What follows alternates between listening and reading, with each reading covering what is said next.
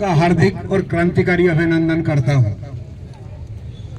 विशेष रूप से अभिनंदन करता हूं उन नौजवान साथियों का जिन्होंने मोदी सरकार के खिलाफ काफी हिम्मत जुटाते हुए उस सरकार के खिलाफ संघर्ष का बिगुल फूंकने का हिम्मत जुटाए हैं और हम तमाम कॉमरेड्स के अंदर एक नई ऊर्जा, नई हिम्मत प्रदान किए हैं।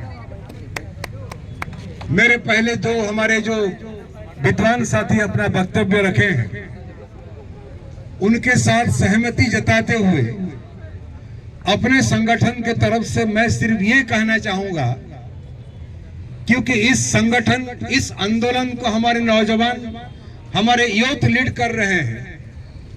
हमें अखंड विश्वास है कि ये आंदोलन निश्चित रूप से सफल होगा और भारत की शिक्षा व्यवस्था में जरूर सुधार आएगा। हम तमाम लोगों को कामयाबी मिलेगी। ये कॉन्फिडेंस मेरे अंदर क्यों है? क्योंकि इस आंदोलन को नौजवान लीड कर रहे हैं। और एक कहावत है, हिंदी में एक कहावत है, संघर्षों के साये में नवजवानी पलती है। संघर्षों के साये में नवजवानी पलती है। इतिहास उधर मुड़ जाता है जिस ओर जवानी चलता है। ये संघर्ष जब से शुरू हुआ, विशेष करके 20 तारीख को एक अद्भुत नजारा हम लोगों को दिल्ली जंतर मंतर में देखने को मिला। संसद के अंदर आजकल हम लोग तरस रहे जनतंत्र को खोजते हुए, कहां गया मेरा डेमोक्रेसी? लेकिन दिल्ली के जंतर मंतर में 20 तारीख को पुलिस के दमन के बाद, पुलिस के लाठीचार्ज के बाद, पुलिस के मर्सिलेस बीटिंग के बाद, पुलिस के कैनिंग के बाद हमारे नौजवान बेरहमी से पुलिस पीट रही है, लेकिन वहां दम दिखा करके खड़े हैं, भारत की तिरंगा लेकर के, और अपना ऐलान कर रहे हैं, इस हमारी जनतंत्र, हमारी डेमोक्रेसी, हमारी देश, फांसीवाद इसके ऊपर कब्जा करने की जो कोशिश कर रहा है, फांसीवादियों के कब्जों से, उनके चंगुलों से इस देश को जरूर आजादी दिलाएंगे। उनकी ये जो प्रतिबद्धता है, ये काबिल तारीफ है। और कैसा विश्वगुरु हम लोग बनने चले हैं। हम समझते हैं कि एक धर्मेंद्र प्रधान रिजाइन कर देने से कोई गुणात्मक बदलाव आने वाला नहीं है, लेकिन इस क्वेश्चन ऑफ अकाउंटेबिलिटी। जो गुनहगार है, जो चोर है, he has to go, she has to go. It is a question of accountability in a democratic setup. लेकिन जो लार्जर क्वेश्चन है, मोदी के नेतृत्व में नरेंद्र और धर्मेंद्र शिक्षा को जो बर्बाद कर रहे हैं, किस ओर हमारी शिक्षा व्यवस्था जा रहा है? कोई गरीब, कोई आम आदमी का बच्चा हिंदुस्तान में पढ़ाई नहीं कर सकता है। ये कहने लगे हैं बाय 2047 हम विश्वगुरु बन जाएंगे, लेकिन गोदी मीडिया आपको कहीं नहीं बता रहा है 2013-14 वित्तीय वर्ष में हमारी जो बजट पेश होता है केंद्र सरकार के द्वारा, 2013-14 में टोटल बजट का लगभग 4.6% शिक्षा के लिए खर्च होता था। आज लेकिन मोदी के 12 साल के राज के बाद वो 4.6% से कम होते हुए 2.5% पर पहुंच गया है। तो फिर विश्वगुरु बनेंगे कैसे? मोदी सरकार खुद कह रही है हमारी एजुकेशन का 2 हिस्सा है, एक हायर एजुकेशन, एक है स्कूल एजुकेशन। लेकिन मोदी के 12 साल के राज में कोई गोदी मीडिया आपको ये नहीं बता रहा है 12 साल के अंदर जो हायर एजुकेशन सेक्टर है उसमें जो एलोकेशन होना चाहिए वो लगभग 50% कम हुआ है, और जो स्कूल एजुकेशन है उसमें लगभग 33% कम हुआ है। हम विश्वगुरु बनने का दावा कर रहे हैं।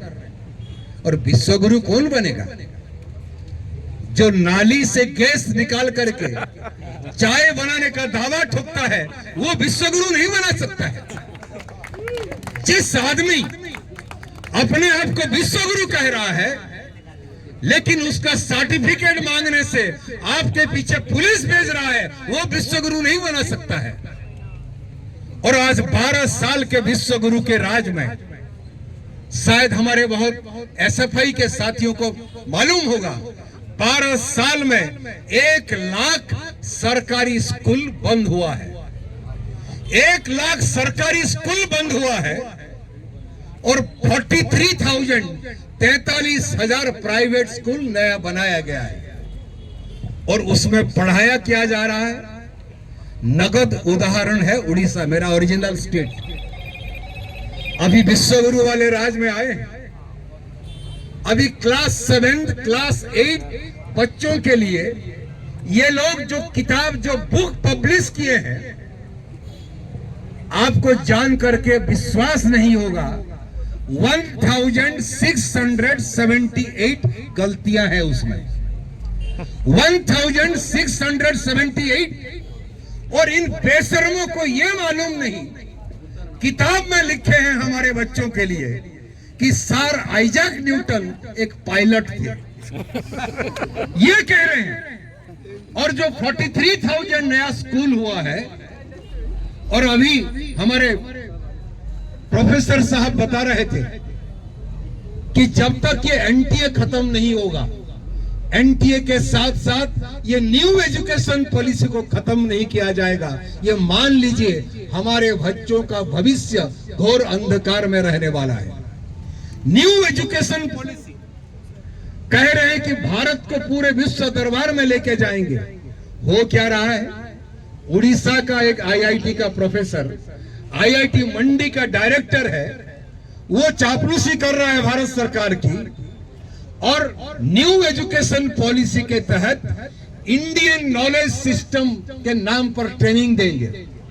और इंडियन नॉलेज सिस्टम के नाम हवाला देते हुए आईआईटी खड़गपुर को कहा गया है, मजबूर किया गया है रीइंकारनेशन के बारे में रिसर्च हो।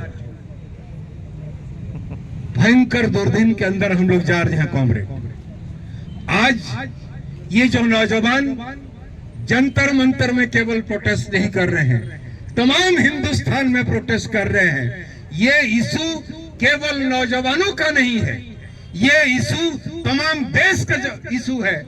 इसलिए मैं क्रांतिकारी अभिनंदन करना चाहूंगा आईदुआ, CITU, all India agricultural workers union, तमाम संगठनों को आज एक होकर के हमारे एसएफआई के साथियों के नेतृत्व में ये जो प्रदर्शन हो रहा है, ये केवल शिक्षा को बचाने के लिए नहीं है, ये केवल स्वास्थ्य को बचाने के लिए नहीं है, ये केवल एक मंत्री का रेजिग्नेशन का सवाल नहीं है, ये देश को बचाने की समस्या है, ये देश को बचाने का सवाल है। और हमें पूरा विश्वास है, जो मैंने पहले कहा, क्योंकि नौजवान लीड कर रहे हैं, हमें पूरा विश्वास है।